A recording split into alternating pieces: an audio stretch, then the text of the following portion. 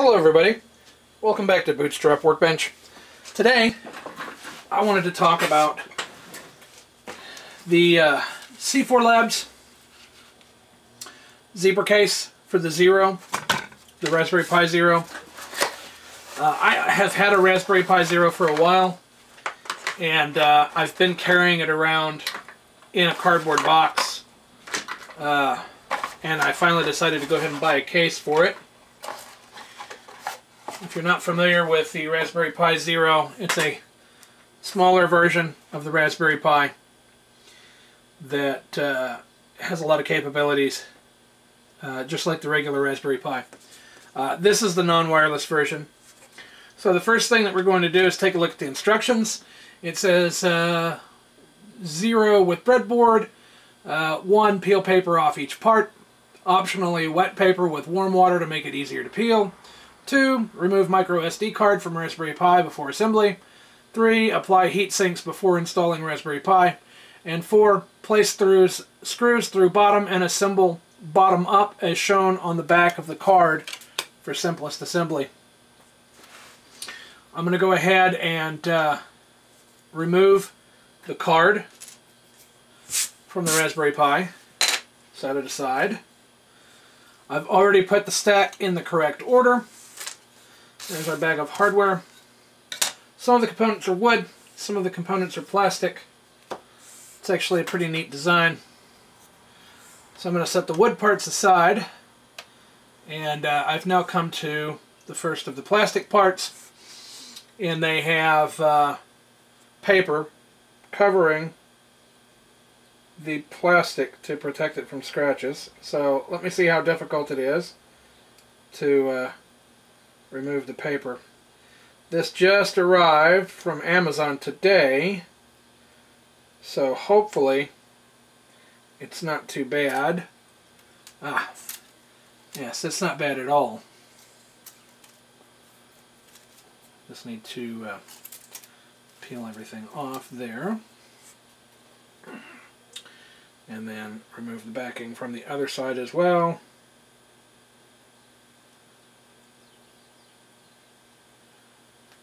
Yes, there we go. Also, I wanted to let everybody know I'm going to have to start uploading videos several days ahead of time. Every time I post a video and make it public, YouTube marks it as not being suitable for ads for several days. That's every video that I post. And so I'm going to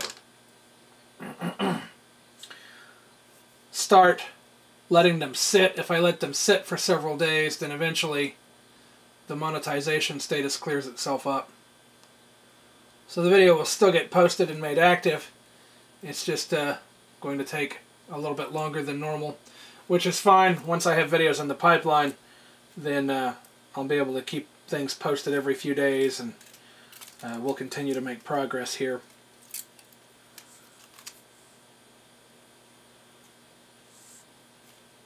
It should be fairly transparent. There may be times where you might notice, if I'm doing a screen capture, that you'll see that I've recorded it several days before I actually post it.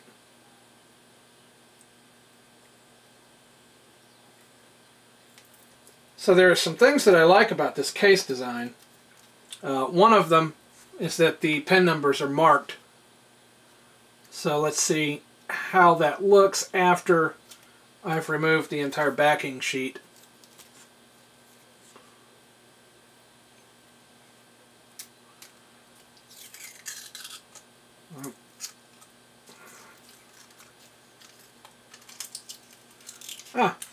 Yes, that actually looks pretty nice.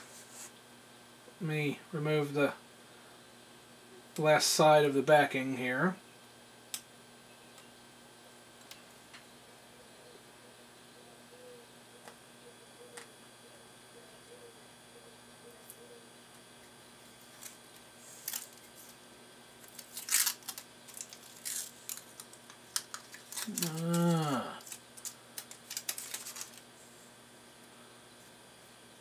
Maybe that's why they recommend using hot water. Once you're around the where the pins are marked, it doesn't want to pull off quite as easily. But that's alright.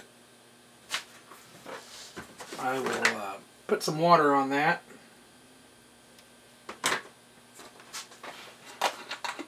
And see if I can work some of that loose.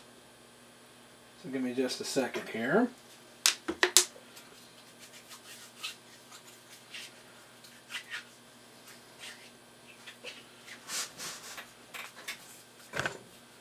Sorry about that. Alright, and we'll dry this off. Hello everybody. My camera battery died there. So hopefully we didn't lose too much. I'll go ahead and continue with the assembly. So I'm looking at the instruction sheet. And we need to begin. There we go. At the bottom. With the wooden piece that's marked with the C4Labs information. Put that side down. We'll put our Raspberry Pi in place here. Perfect. We'll go ahead and put our prototyping board in here. And then next we need the rectangular wooden piece, which would be this.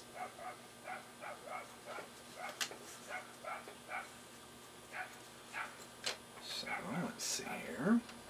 There we go. And then after that will be this black plastic piece. We're going to make sure we have the notch on the left side. Alright. Fantastic. And then this black plastic piece, and we'll make sure that we have this L-shaped portion on the right hand side. And then we'll go with the clear plastic piece on top. Make sure you have it oriented so it says USB power and the orientation is correct. It'll be over on your lower right hand side. So that is there. And then I'll open the hardware packet. There we go. Make sure we don't lose anything. So what we have are some washers, and there's a spare. We have the caps that go in the top. We need to have 6 of those, and we do. We need to have 6 screws, and we do have 6 screws. So, I missed the step here. I need to make sure I have the spacers in correctly, so we'll lift that portion of the stack off. And the spacers need to go on the corners of the Raspberry Pi. And what I'll do here, I don't know if you can see it on camera, I'm going to scoot the stack towards the edge and then insert the screws through the bottom. So let me reapply the remainder of the stack on top here. Okay, grab a screw and insert it through the bottom of the stack, and I may have to work to get things aligned. It's a little fiddly. There we go. Perfect. So I'll just make sure that we insert that cup through the top.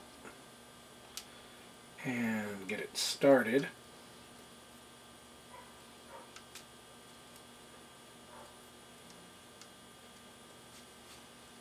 I can see why on the reviews some people say this is difficult to assemble. Alright, let me get a small screwdriver here. So I'm going to thread that mostly through, but not tighten it all the way down. I still want to have the ability to manipulate the stack.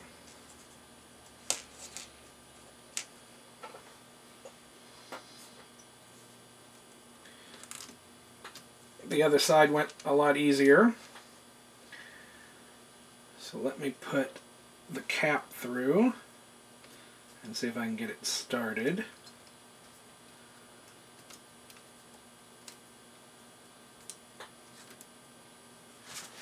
Alright, I'm going to do the same on this side, screw it mostly together, but not have it tight all the way so that I still have some flexibility in how things are oriented. So one thing to be aware of is there's an adhesive sheet on the back of the breadboard. I'm going to go ahead and assemble the entire stack and then take the breadboard out and take off the adhesive.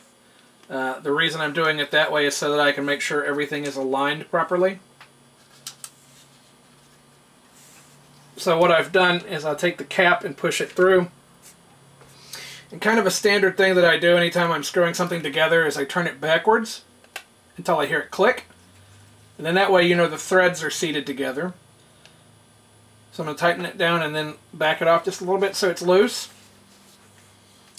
And I'll do the same thing there. I'll insert the cap, which will push the screw back out somewhat. Turn it backwards. Tighten it up and then back it off a little bit and just continue with that until everything is all the way together. I'm not worried about that now since the corners are mostly tightened down. Everything should be aligned properly.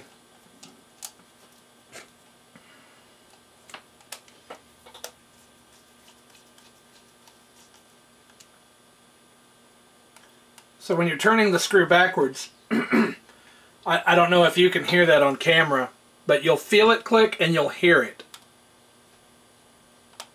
See?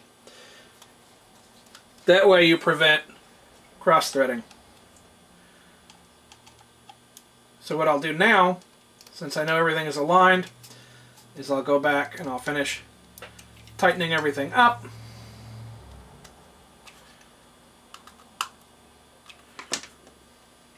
So, as I said, there is a spare washer in case you lose one during assembly.